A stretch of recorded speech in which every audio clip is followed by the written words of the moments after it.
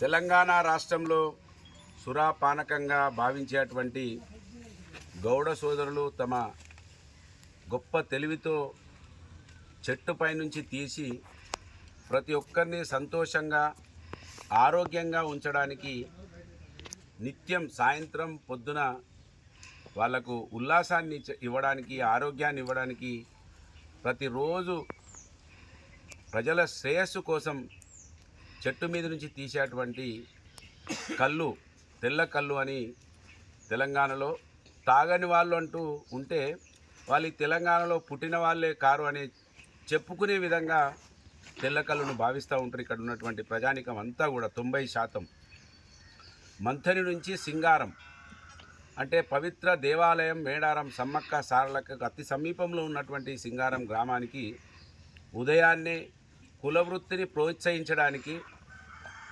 కష్టపడి చీపు లిక్కర్ తాగేటువంటి వాళ్ళు, కోటీశ్వరులు సాయంకాలం పొద్దున తాగేటువంటి వాళ్లకు, ఆడవాళ్లకు ఆరోగ్యం బాగలేకపోయినా దీన్నే ఒక ఔషధంగా భావించేటువంటి తెల్లకల్లిని ప్రోత్సహించడానికి ఉదయాన్నే మంతిని పట్టణం నుండి దాదాపు నేను అనుకుంటా 75 కిలోమీటర్ల దూరం ఉన్నటువంటి సింగారం మహాముత్తారం మండలంలో గల ఈ గ్రామానికి రావడం జరిగింది.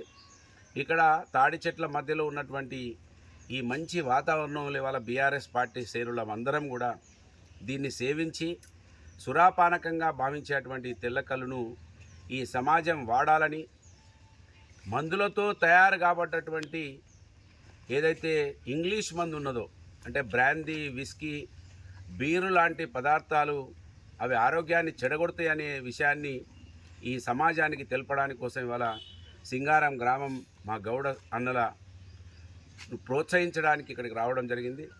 ఇది చాలా సంతోషం. మంచి మత్తు కూడా ఎక్కుతూ ఉన్నది.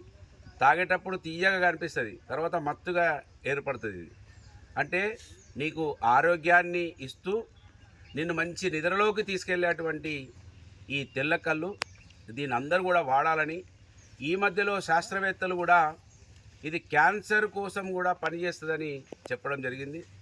ప్రకృతితో వచ్చేటువంటి ఈ కళ్ళు మన ఆరోగ్యానికి మంచిదనే విషయాన్ని ఈ సమాజానికి తెలిపే ప్రయత్నం ఆ రోజు ఎమ్మెల్యేగా ఉన్నప్పుడు ఈ కార్యక్రమాన్ని చేయడం జరిగింది.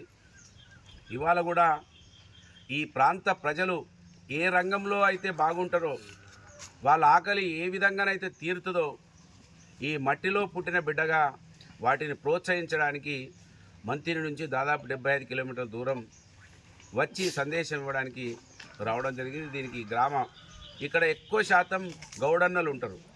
45 పాళ్ళు అంటే ఇది ఆషామాషి విషయం కాదు. నిజంగా 45 పాళ్ళు అంటే ఈ గ్రామంలో సింహభాగం గౌడన్నలే ఉంటారు. ఈ 66 పాళ్ళు అని చెప్తా ఉన్నారు. 60 పాళ్ళు అని చెప్తా ఉన్నారు. ఇక్కడికి మేడారం సమ్మక్క సార్లక్క దగ్గర నుంచి ములుగు కాన్స్టిట్యున్సీకి సంబంధించిన వాళ్ళు కూడా ఈ తెల్లగల్లును సేవించడానికి వస్తారని చెప్తా ఉన్నారు. ఇది ఇంకా ప్రోత్సహించడానికి గౌడన్నలు బతుకుతూ సమాజాన్ని బతికిస్తూ ఉన్నారు కనుక దీన్ని అందరూ కూడా సేవించాలని, దీంతో హానికరం కాదనే విషయాన్ని ఈ సమాజానికి విన్నవిస్తూ మా గౌడన్నలు అందరూ కూడా ఈ కళ్ళును సేవించి రక్షించాలని కోరుకుంటూ ఈ కార్యక్రమంలో పాల్గొన్న గ్రామ పెద్దలందరూ, గౌడ సోదరులందరూ, మా బీఆర్ఎస్ పార్టీ కుటుంబ సభ్యులందరూ కూడా హృదయపూర్వకంగా ధన్యవాదాలు. జై తెలంగాణ.